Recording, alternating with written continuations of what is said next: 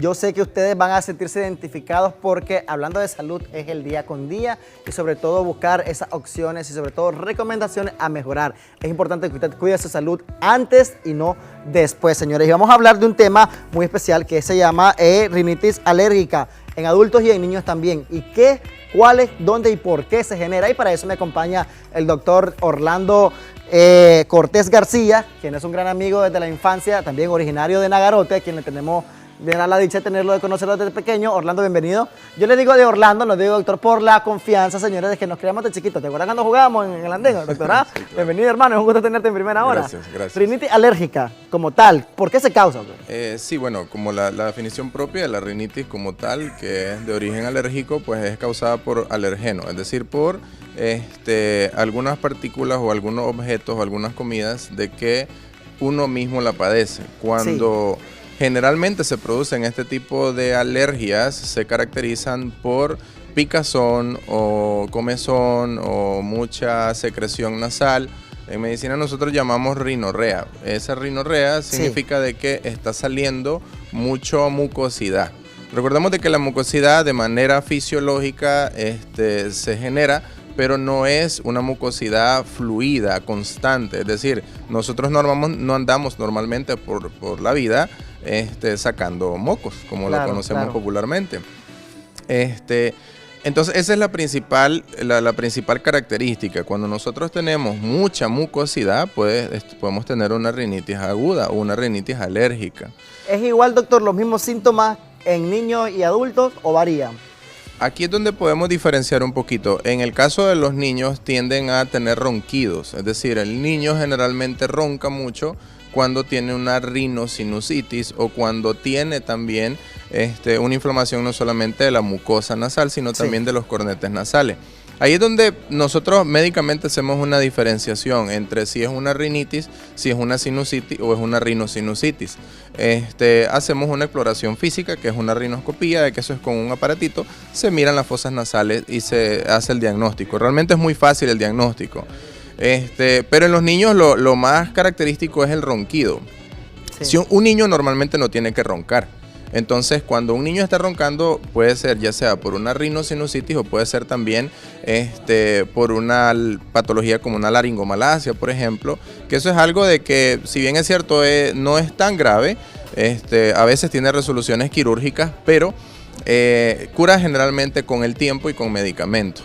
Entonces, en los niños lo más característico es el ronquido, básicamente, de manera general. Obviamente tiene la picazón, tiene el flujo nasal, la constipación o la trancazón. En los adultos, por otro lado, se presenta básicamente de la misma forma. Lo que pasa es de que el adulto generalmente puede presentar ronquidos. Entonces, estos ronquidos se suelen confundir un poco.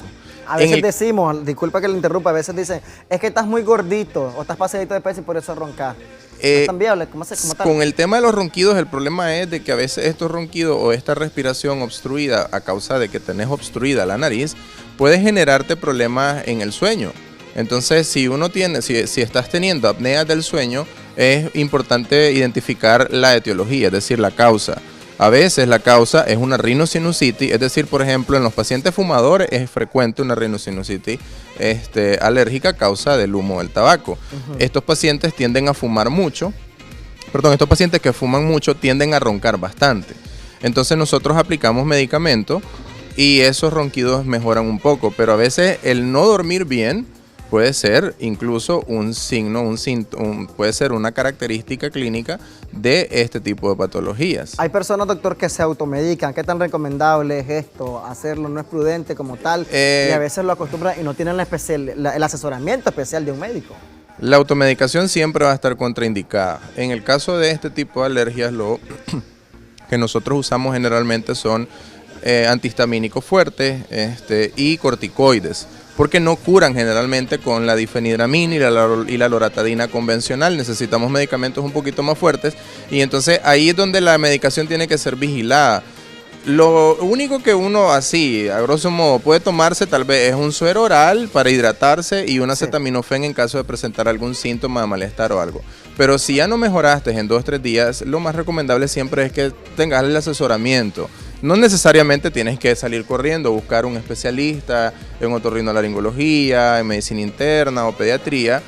Puede valorarte perfectamente un médico general y te va a dar el asesoramiento correcto. En caso de que él vea que haya necesidad de la consulta especializada, pues te derivará.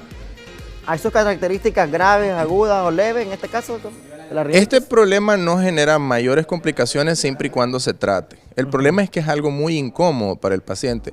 En el caso de los niños, tenemos una complicación a corto y a mediano plazo, porque obviamente el niño que no respira bien por la nariz porque anda trancado de la nariz, le cuesta hablar. Sí. O sea, uno no puede hablar con la nariz tapada porque tiene que respirar por la boca. Entonces, si yo hablo e intentara, me dificulta la gesticulación. Entonces, eso pudiese ser una causa, por ejemplo, de un retraso, aunque sea mínimo, porque obviamente eso es reversible, pero ya un pequeño retraso en el desarrollo del lenguaje del paciente. En el caso de los adultos, pues podemos tener esto que te mencionaba, que es el no dormir y tener una apnea del sueño a causa de no respirar bien. Ok, complicado, doctor. ¿Recomendaciones para todas las personas que están en este momento viéndonos en primera hora y que están padeciendo de esto, doctor?